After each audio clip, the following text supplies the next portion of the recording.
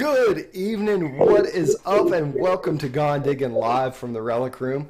I knew it was going to be a great night, and I've got 35 of my closest friends here hanging out with me, so it's just getting better and better. Kevin from Potter County Diggers, first in the stream tonight. Also, just back from across the way over in England. It looks like he had an absolutely fantastic time with Plugmaster Ford and Adventures in Dirt and the Nugget Noggin. A lot of great channels went over there and did that. But we've got some great folks, some new folks I haven't seen. Clark's Cove Detecting, welcome. Who else? Exclusive or Elusive One, Wig TV, Metal Detecting Smiths, our guests already in the chat hanging out. Which leads us right into our chat this evening. I guess it was about 3 weeks ago we had the opportunity to go down to the Florida Hunt 6, which you guys have seen that video I released. And I got to bump into the Detecting Smiths and had a great time talking with them and just having a good time out in the field. So let's go ahead and just bring them in. Boom! How are you guys doing this evening? Doing great, doing great. Hey, Matt, we're grateful to be here. Thank you for inviting us. Yeah, absolutely, absolutely. So we got to meet at the Florida Hunt 6, and it's Jason and Melanie, right? Yes. Right, for everybody who doesn't know. And that's right. Absolutely, absolutely fantastic hanging out with you guys. Tell me about your Florida Hunt 6 experience. Oh, wow. Florida Hunt 6 was probably the most fun we've had metal detecting since we've been metal detecting. We got to meet a lot of people that we communicate with in the chats. We get a lot of our supporters, and we got to meet a lot of people that we are fans of from YouTube. So it was a really, really good time. Yeah, and it was. I had a great. I was going to say, for me, there's all those folks who we met, Kay's Digging It, Metal Sharks, Wig TV. And had you guys ever been to this kind of event? This was our first ever metal detecting event, Matt. And we didn't know, excuse me, we didn't know exactly what to expect going into it. But once we got there, I mean, it was like being around family. So, and I guess we're kind of jumping around a little bit. Melanie, what was your experience specifically? I mean, not being at one of those kind of big metal detecting events, which was Florida Hunt 6 wasn't huge, but it was, if you've never been to one, it was pretty large. Yes, I had a great time. I met all of these people who Jason communicates with regularly.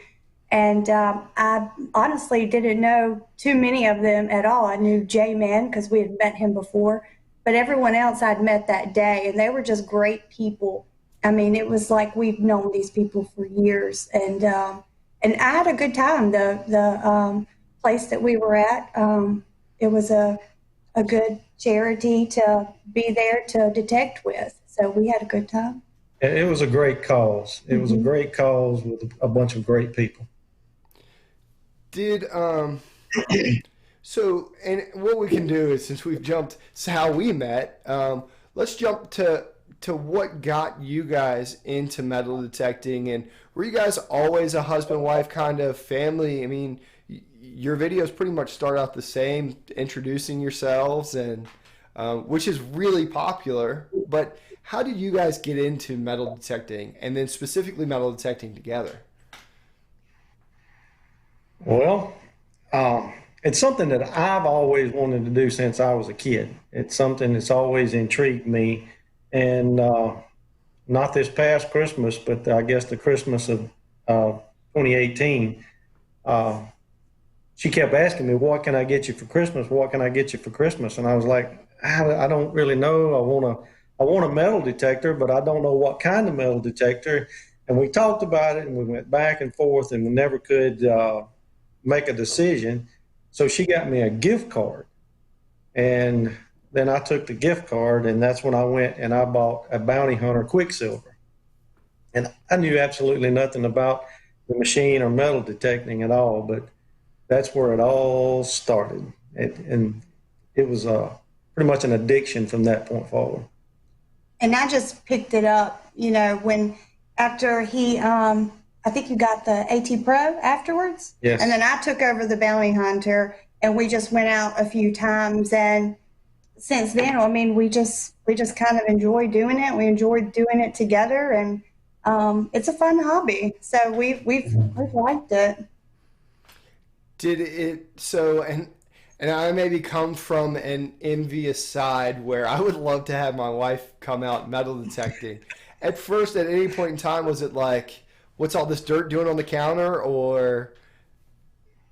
No, not at all. We live in George County. We live in the country, so we are no strangers to dirt, getting dirty, being outside, and I'm a lover of history. So I was 100% on board with detecting and with getting dirty and getting it done. And I try to keep all the dirt out in the shed. We do. So did either of you actually have a first find that you were just like, man, this is it. I really enjoy doing this. I don't know that there was actually a first find for me that really got me unnecessarily addicted, other than just finding clad coins at one of our local ball fields where I got started. And it was just unbelievable to me, the amount of stuff that was in the ground. And the more of it I found, the more of it I wanted to find. And that's kind of where the addiction started for me. But after I got my AT Pro, I found my first silver coin, and I was really done at that point. Done? Oh, done. I was addicted. Done. Melanie, did you have a find that you were like, man, I'm hooked on this. This is awesome? For me, I'm not very good at this. I like doing it, but I'm not very good. Not nearly as good as Jay. He's got quite a few silver pieces under his belt. For me, it was the first wheat penny that I found, because I knew, what was it, a 1918 wheat penny? I think it was a 1919. And whenever I picked it up, I knew it looked different, but I think it was a shock for me, and that was the most exciting one for me yet, because I'm still working on it. I'm still working on getting some silver, or something from the Civil War era, something like that. So I'm a work in progress. It's interesting. So I spend a lot of times out west fly fishing, and I fly fished with a fair amount of ladies who were extremely good. And what I found is that they're much more patient than I was. Jason, do you ever find that with Melanie, that she's much more patient? She's a lot more patient and a lot more slow paced. Where me, I'm out there and I'm in it, and I'm just hole after hole after hole, target after target. And we went out Sunday, and I was over there digging a target, and she got quiet, and I just looked up, and she's just standing there looking out across the field, looking at the field full of robins. The robins were feeding around out there in the field, and she's just standing there taking it all in. And I was like, maybe I should be a little bit more like that, and kind of take in my surroundings and my environment a little bit more. Yeah, Look, that's true cool. story. We went to our friend's place in the county above us, and we were out there for maybe like an hour or so, and I wasn't feeling well, and I just popped up against a tree and took a nap. A good 30-45 minute nap in the middle of the woods. It was great. So sometimes it's not necessarily as much as what you find, as much as it is getting out and enjoying the environment and enjoying nature. Yeah, absolutely. Huge shout out real quick to New Hampshire Beach Metal Detecting, one of my favorite beach channels in the world. Thank you for the super chat, my friend. You are too kind. He said, super guest and super channel, Matt. Thank you. New Hampshire Beach Mountain. Thank you.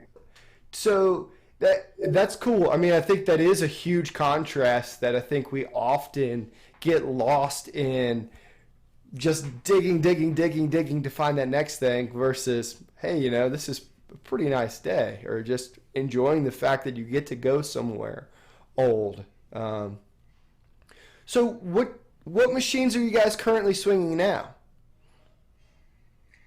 Well, right now I'm swinging the AT Pro, and that's my go-to machine. And every now and then I have a simplex. She has a simplex, but from time to time we like to take the simplexes out. And mostly if I'm going to a park or someplace, I like to take the simplex. But when I'm out relic hunting, I just cannot let that AT Pro out of my hand. I got to have it. And Melanie, are you mostly a simplex gal?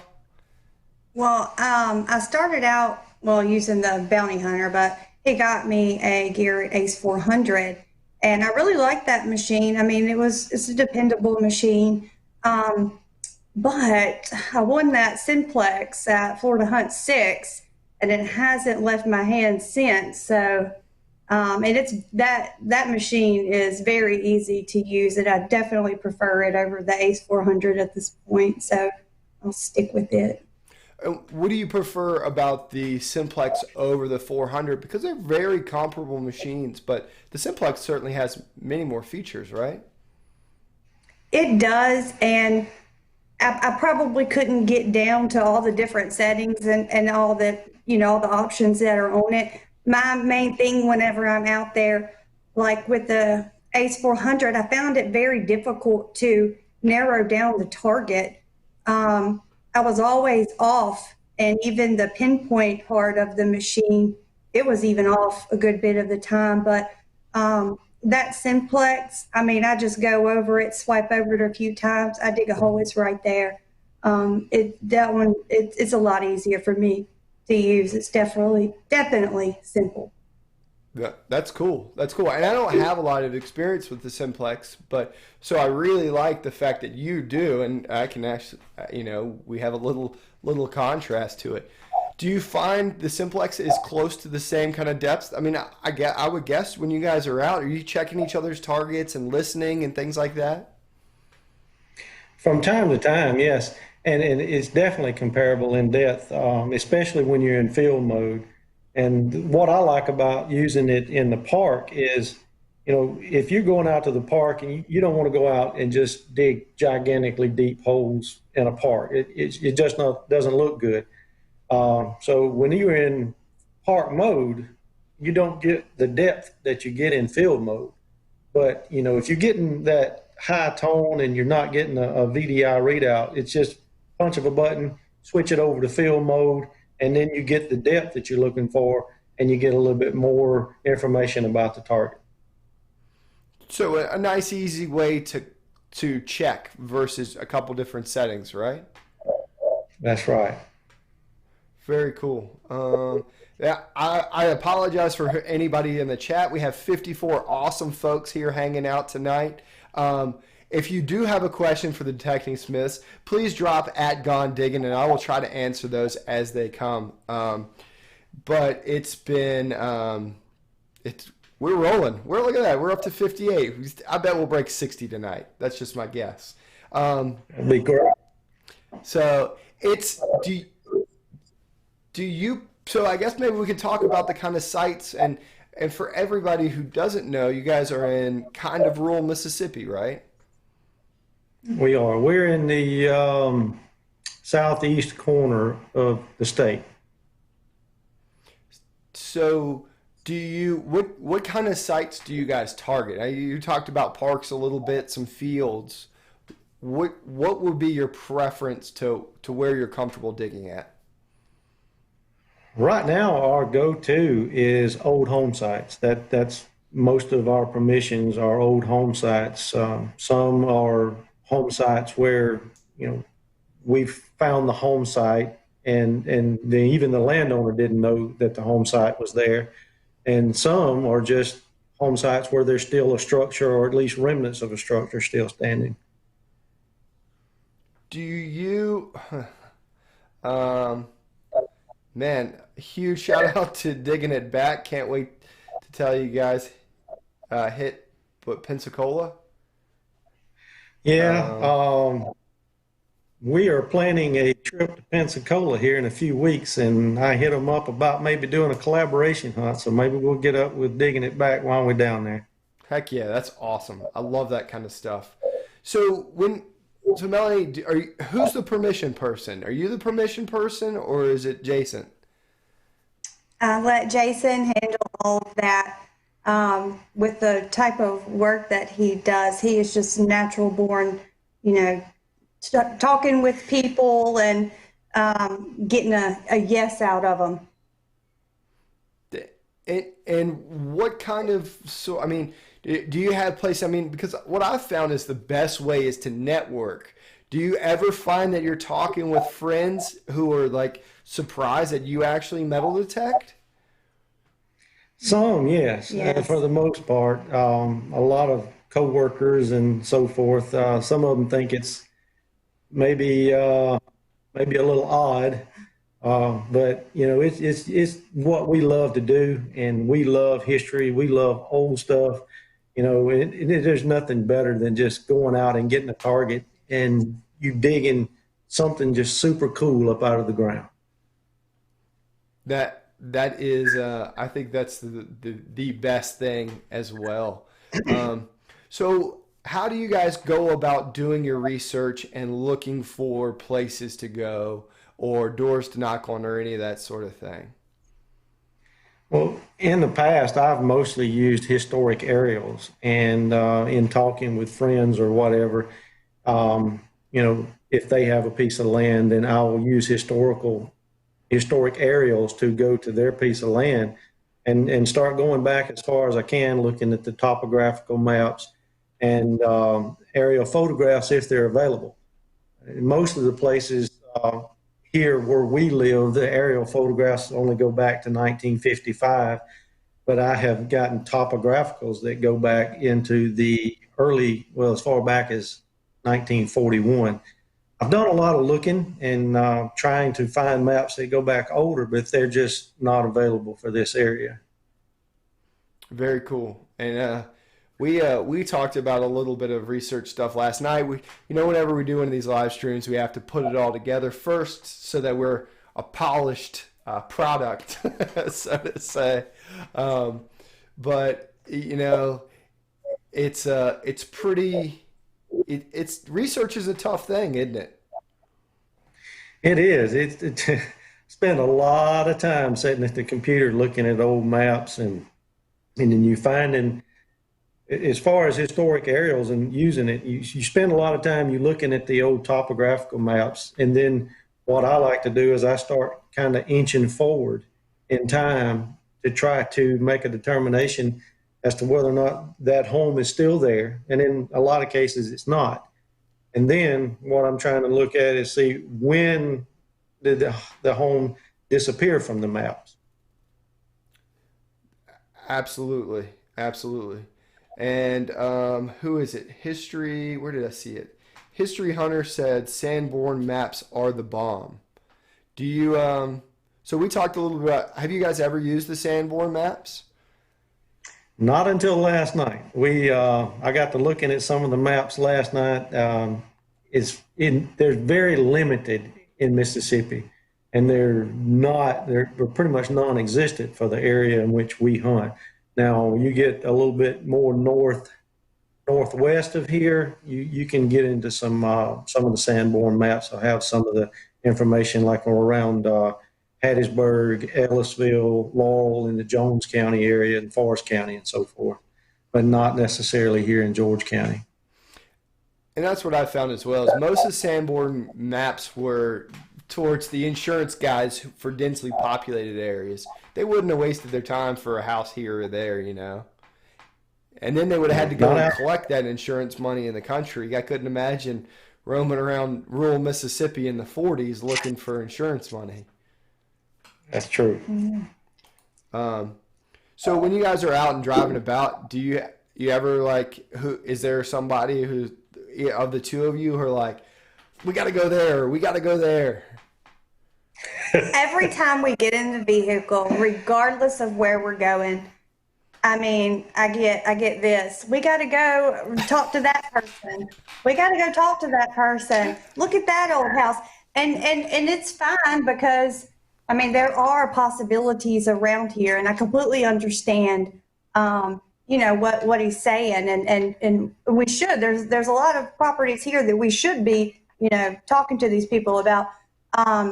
But yeah, I mean, what? I was just thinking, we've got a lot of permissions that we have permission to go and hunt there, but that we just haven't been able to connect necessarily with the landowner in a time when we can go and meet. I've got this really good friend of mine. His family owns a significant amount of land over in Alabama, and I have spent hours looking at old maps and aerial photographs of the property. And if I remember correctly, I have found 11 old home sites on that property that do not exist anymore. Some of them that his parents didn't even know about. Wow, that's and it is difficult because Metal Detecting NC said it. You guys are a family, right? So this is a hobby that both of you go out and do. Do you ever find yourselves going out solo, or is it generally something that you both do together? Jason, he goes out a little bit more often than I do. We try and go together as much as possible, when the kids are with family. And then there's just some days that I would just rather be at home because the kids are with the family or something. But we enjoy going together most of all, I believe. And as the kids get a little bit older, we hope that they maybe take a bit more interest into the hobby.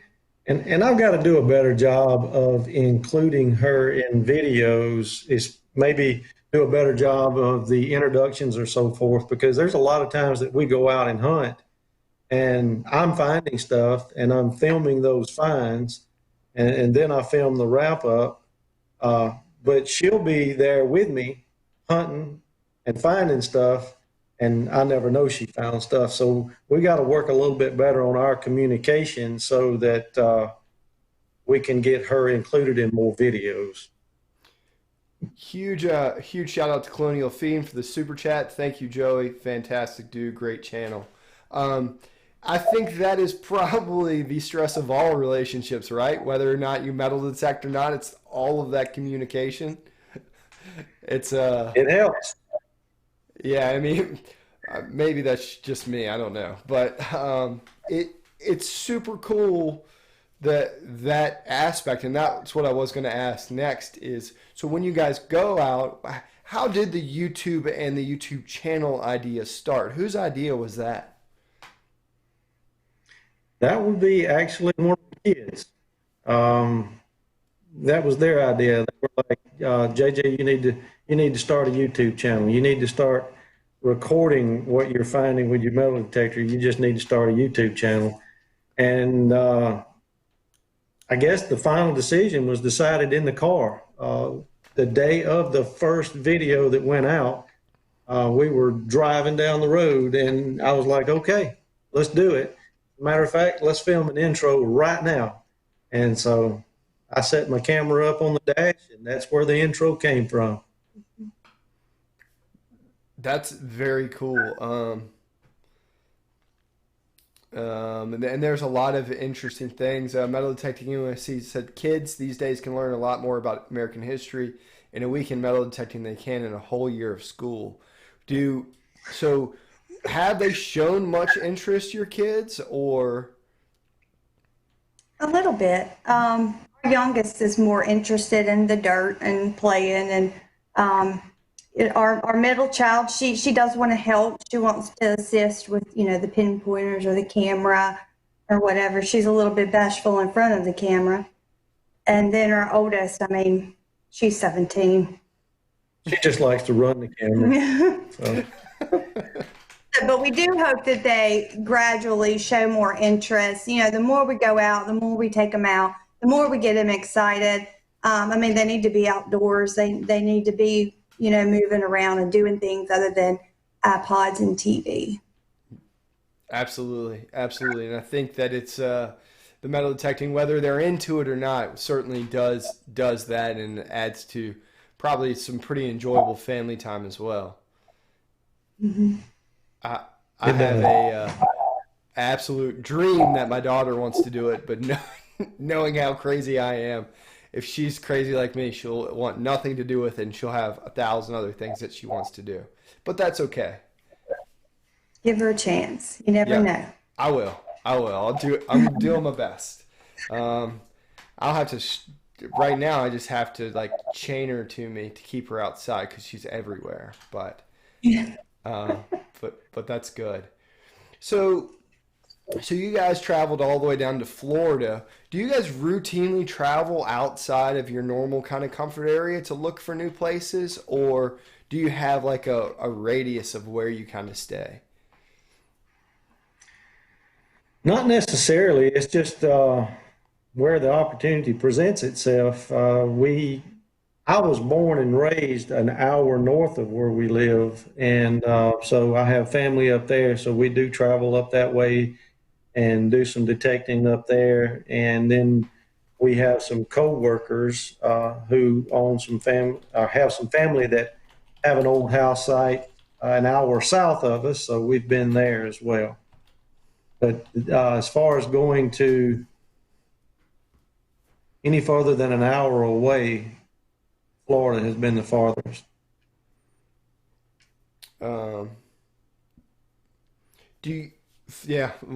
And how far was it for you guys for Florida?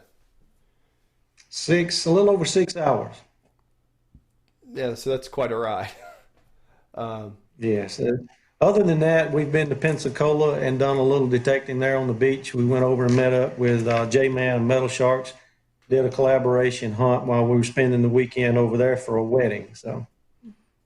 And do you enjoy the beach hunting? It's different. It's definitely different. We've only been beach hunting twice. I guess the first day and then the second day we were in Pensacola with J-Man, and it really didn't get enough time at it in order to make a real good conclusion as to whether or not it was something that we would want to do all the time. The weather was really bad as well. Yeah, we were pretty much detecting in a tropical storm day one. It was pretty rough. But now you have a simplex to manage that, right? Yes, and I'm really excited about going back down and trying the simplex and see how the simplex reacts to the salt. I want to see how that works because I know that AT Pro, that salt drives that thing crazy. It's tough with the single frequency on that machine as well, on really a lot of these machines. So the beach is a beast of its own. It's not something that I recognize that I have any skill at what I'm doing. So I think it takes some time to really learn a beach. Is that what you guys found when you were doing it, or it's not like going out in the field, right? In the field, you can find the house spot. No, we tried to apply a lot of what we've learned from watching other videos of people who are avid beach hunters. The only water detecting or any sand detecting that we had done prior to that was in a creek in the local swim hole. I didn't care for it myself. So you didn't care for the beach at all? No, I didn't. I mean, of course, I like the beach, but digging the beach, we had these, what are those things called? Sand scoops? Yeah, we had the sand scoops. And I feel like mine was just more trouble than it was worth. And I think J-Man probably made better out that day than either one of us did. But no, I think I'll stick to the fields and the parks and whatnot. And this was another one of those times where I would look around to check on her and make sure she's okay, and she'd be sitting on the sand, just sitting there looking out at the water. I was watching the surfers. Uh, that's that's fantastic, and it's not all for everybody. I think that's really a pretty good realistic thing. I mean, you both probably have your enjoyments of what you like doing more, and obviously not only the beach isn't for you, and that's okay. I think, but I appreciate that you at least gave it a go. And I would do it again. I mean, we have intentions on going in a few weeks, and I would definitely give it another shot. Um, I'll give it another try. And I'd metal detect anywhere. I mean, if I'd metal detect in the Walmart parking lot if that was the only place I had to go. So. Right on. I mean, I'm kind of the same way. I would do it. I would do it as well. Huge shout out to Cliff who said smash that like button. Thanks, Cliff, for the channel support. You are too kind, my friend. Digging It Back says we're gonna put the Diggin' Smiths on some three ringers, and we were talking the other day, and that's some pretty big goals you guys have. What would you say you would like to see out of 2020 when you looked back, or either what you did or where you went, or what you found? I think one of our biggest goals for 2020 is just that. I mean, we have never been on any Civil War sites. We've never dug anything that's Civil War related. So to be able to do that would be absolutely amazing. It'd be kind of like a dream come true. So as far as detecting, and that would be it. We do plan this year to try to do at least one more event. Of course, we went to the American Digger Magazine's Relic Roundup show, or the Chattanooga Relic Show last year, and just had an amazing time. So that's something we plan to do again this year. And I was chatting a little bit with Scott Henson earlier today and let him know that we are planning on doing the next Diggin' Georgia Live event. So those are our goals for this year. For me, I think getting out there together more with the kids more, and putting our journey out there, just building up the channel a little bit more and doing it all together. I would. I have ultimate goals, but that's on down the road. But for right now, I want to find a silver coin.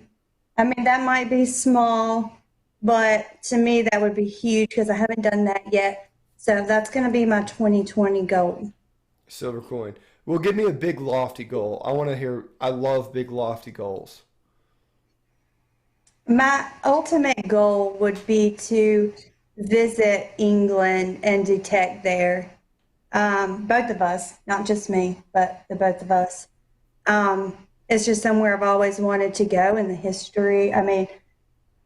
It would be incredible. I would love to go over there on a metal detecting trip, but she would have to take a friend to go hang out with and do the sightseeing while I was detecting. I would want to do both. You'd want to do both? Well, how about we'll make a 2021 fall trip? How about that? Because Good deal. I want to go to England as well. I have a really, really strong desire to go. I'm super jealous about Kevin from Potter County, Adventures in Dirt, DK went, Jeff, Missouri Mike, Preacher Digger, all those guys when they were there had this huge blast of a trip, and they found all kinds of great stuff. But I'm a little torn in my trip to England, right? Because I have a dream of going to Mudlark on the Thames. Do you ever watch any of that stuff? I have. What is that? So I know what the tip is, but I don't know. You want to tell her? So basically, no metal detector. You can't scrape more than, what do they say, 3 centimeters? So like I you think can so. scrape, but you get a permit, and then everything is with your eyes. Okay. So it's like But there's so much history there. Yeah. So you're pipes just digging and in the mud. bowls, and there's this lady Nicola White who have had on the show, who's a fantastic channel, who said, "Hey, I'll take you mudlarking sometime." So That sounds neat. Oh yeah, that would be really cool. the so that's my goal. I'd like to go digging as well, but how would you not go to the Tower of London, or And like and do mhm. all the other things as well? Yeah, Um, that would be very difficult. I'll let JJ detect and I'll just roam around London. I mean, I really think she was born in the wrong country. in the wrong century. I feel like that a lot too. Where there's something in here, I saw that. So I saw England. Let's do it. Metal Shark says anything Civil War would be awesome. It's I think there are big lofty goals like that, and I think we have to set them right, or we'll never obtain them. Right. So That's true. do so aside from that, what if either of you had like a single bucket list item that you would never dig anything else after that, if you got to dig that one thing, do you have any idea what that may be? Good. I don't know that there is one thing that would make me stop digging, but Do you have a bucket list? I'm, I try not to. I definitely not don't have a handwritten bucket list, but there are some things that I really want to find. Some things that kind of, I guess, I do have a mental list, and a lot of times I don't even know that I have these things on my list until I find them. But I guess one of the biggest things when you say that and it comes to my mind, there's two things come to mind. One is a Spanish real, and the second one is some sort of plate from the Civil War, whether it be a box plate, belt plate, or breastplate. Either one of those would be just spectacular. I think I would probably just sit there and look at it for an hour or two. Melanie, do you have any like bucket list finds that you'd like to find other than like the silver coin? Which I have no Um, doubt in my mind that you'll knock that one off this year. I really hope so. I'm gonna try hard to achieve that. I really don't. Other than something from the Civil War era, if we're ever able to detect an area like that, that would definitely be a bucket list item.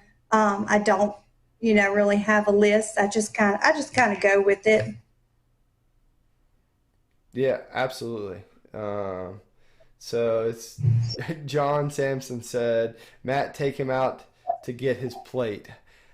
Man, I've been rough on plates in the last few years. Everybody finds them but me. Um, it's the Civil War stuff. I'll tell you what, you guys come up to Virginia, I can get you a couple Civil War bullets pretty easy.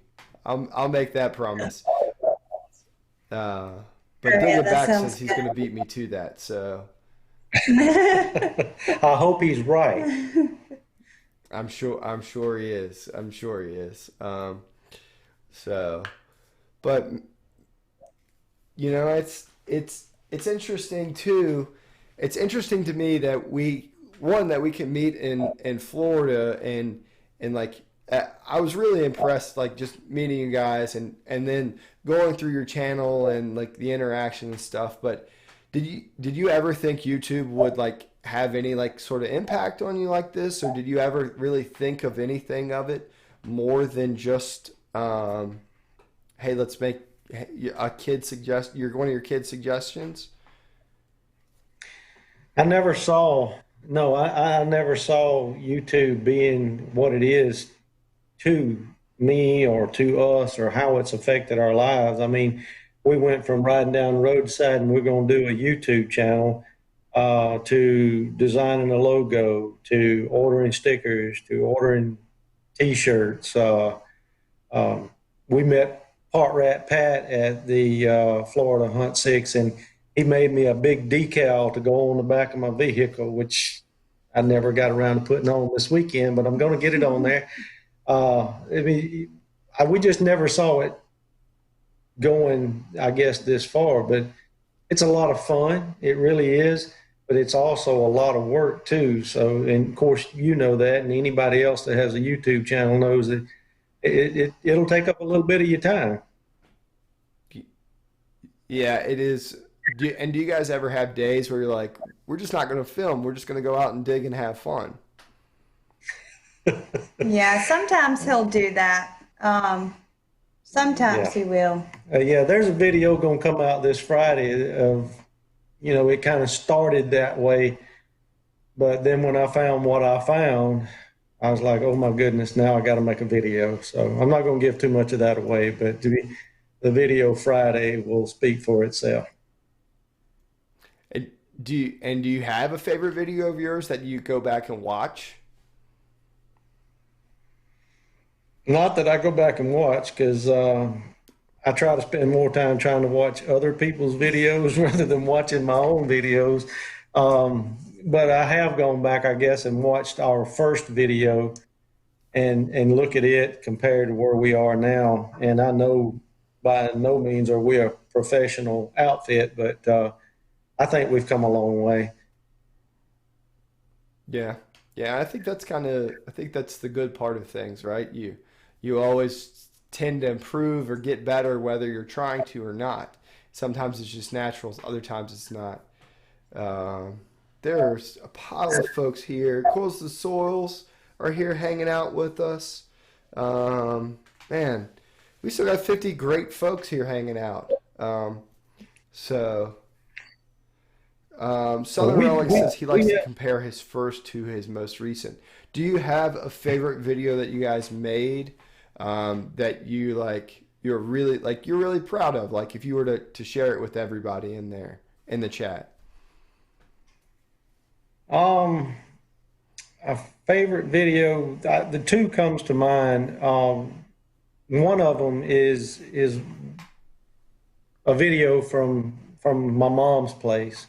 My mom lives on a piece of property that was settled in the 1800s, and the home on the property was built in the 1890s. And I always enjoy hunting there. That's I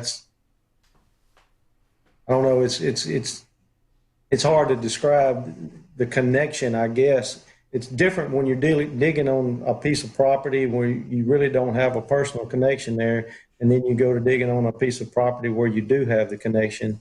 But it didn't find a spectacular find there that day, but I did find a 1918 wheat penny that was like 10 inches down. But even my mom's been out there metal detecting on the property. She's got an old whites detector, and she'll get out detecting some. And we used to go up and detect with her before we started doing videos, and found a lot of cool stuff there. So that video, and then there's another video that I put out not too long ago where I was digging on a piece of property that belonged to my mom's mom and dad, and now belongs to one of my mom's sisters. And I was digging there. I didn't find a whole lot of stuff, but I found this one great seal button that really got to me, because my grandfather, my mom's dad, although he didn't necessarily fight in World War II, but he was in the military, and he went and he got sick, and they sent him back home. He didn't actually go overseas and fight, but he was a really, really good man. I really loved him. And to find that great seal button, now I can't say with 100% certainty that it came off of my grandfather's uniform, but I like to think so. Yeah, that's pretty special, and man, that's like that kind of gets me too, because I mean, I think that's what we always have. Uh, I work with a lot of new EMS providers, and I tell people to treat folks like you would your grandparents, because I don't think I ever had anything bad to say about my grandparents, but I certainly may have picked a fight with my parents from time to time. And I think there's always that special connection we have to our, well, not only to our ancestors, but to our recent ones, grandparents and parents. And that's a really incredible to put that connection together. So when you guys go out to a site, especially a site like that, how do you maintain your finds? Do you put them in like one area or like one display related to just that place? Well, right now we don't necessarily have a display because we have a 4-year-old. Um, you'll see. I have a 15-month-old. I know.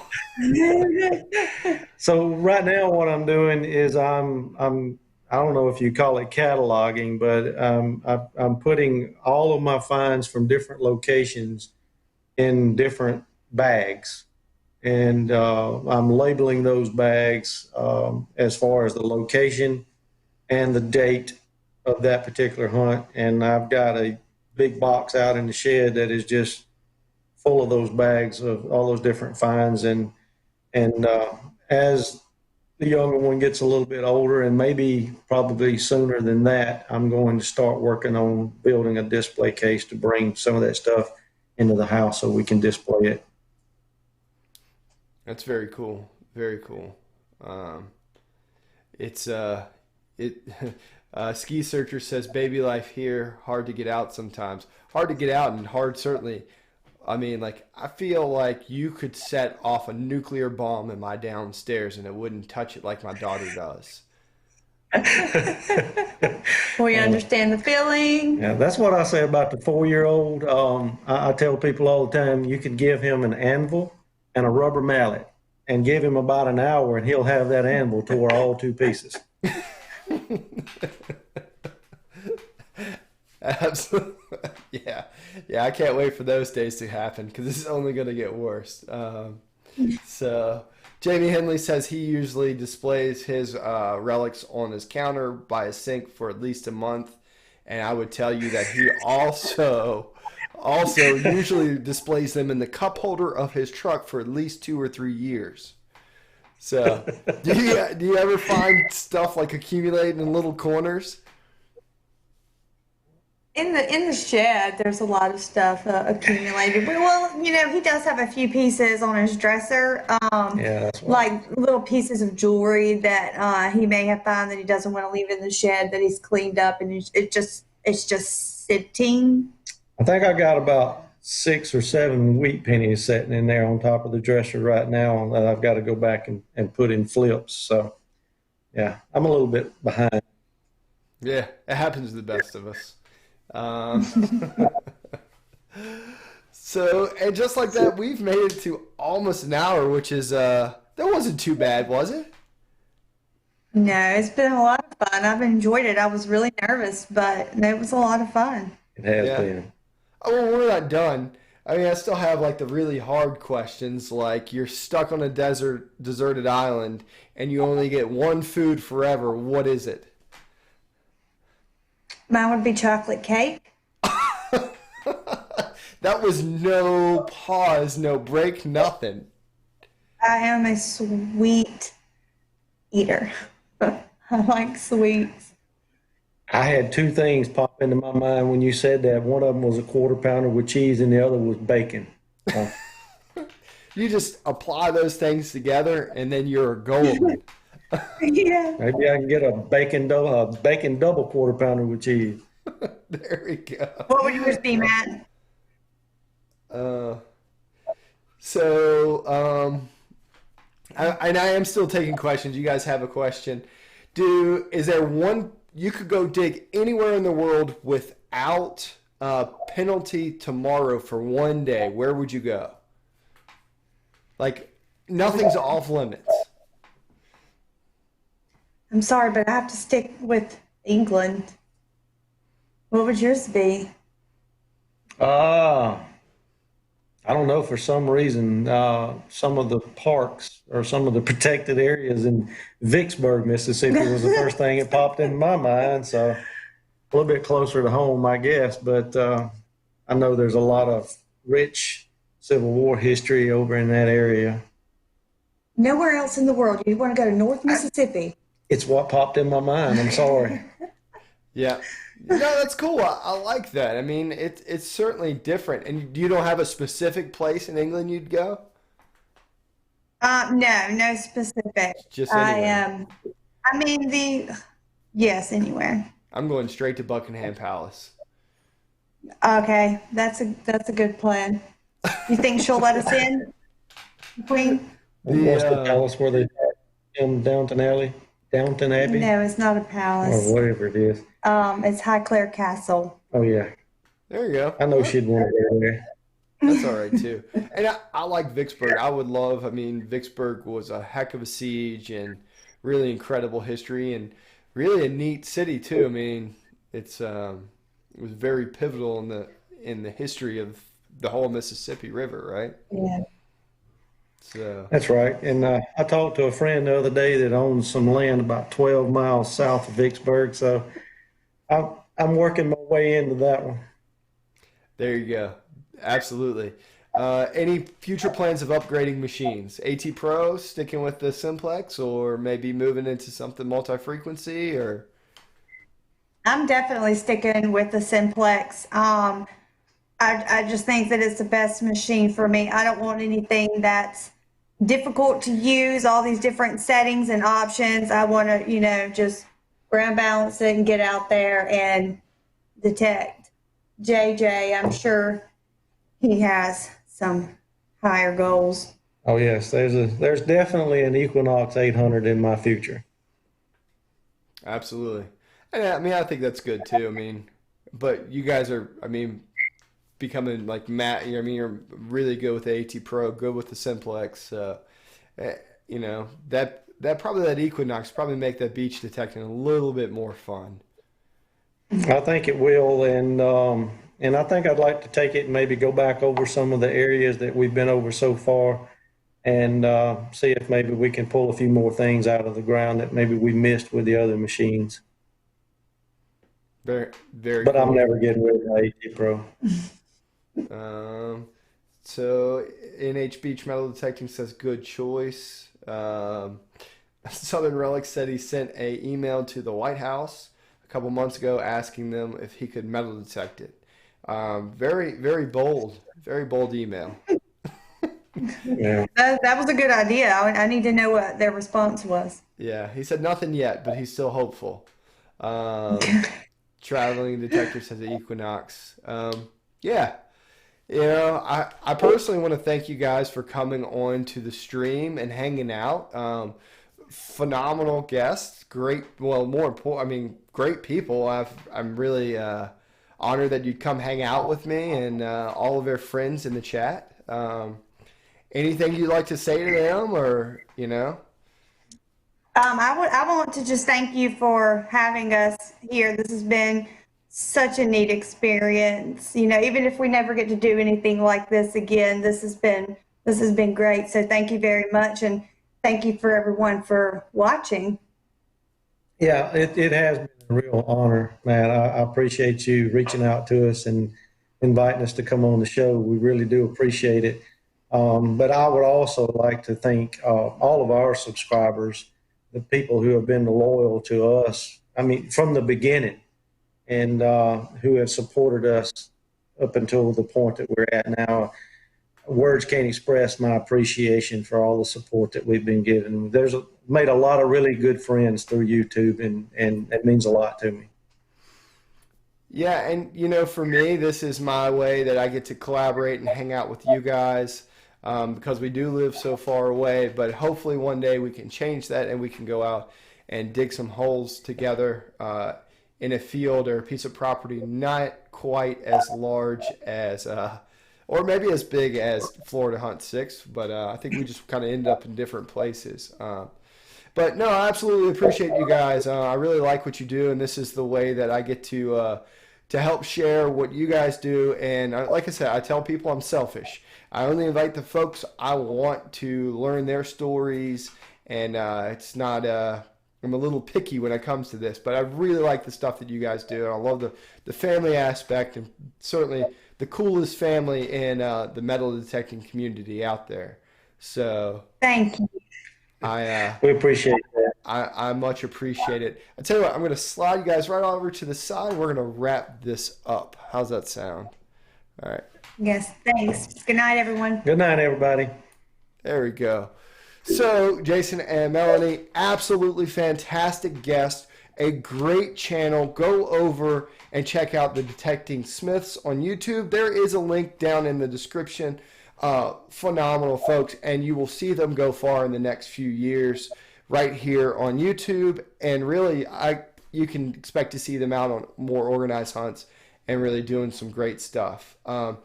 I personally would like to say thank you to each and every one of you who came in and hung out with me and the Detecting Smiths this evening. It has been a fantastic time.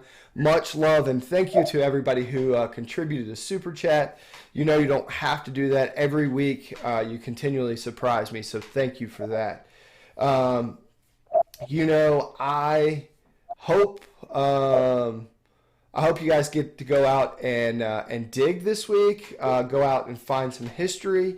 We have a good live stream coming up for you next week. It's going to be on Monday night, so a little bit different. The whole work week and all of that stuff is going to affect that. But until next Monday night, when I see you right here in the Relic Room, I hope you're able to go out and save some history. I'm going to ruin it. I hope you're able to go out and save some history next week, whether that's metal detecting, treasure hunting, fossil hunting, arrowhead hunting, whatever it is that you do. If you're not able to go out and save some history, I hope you're able to go out and make some history. Let's change the world. And until next week, my name is Matt. Thank you. This is Gone Diggin', live from the Relic Room. And we will see you real soon.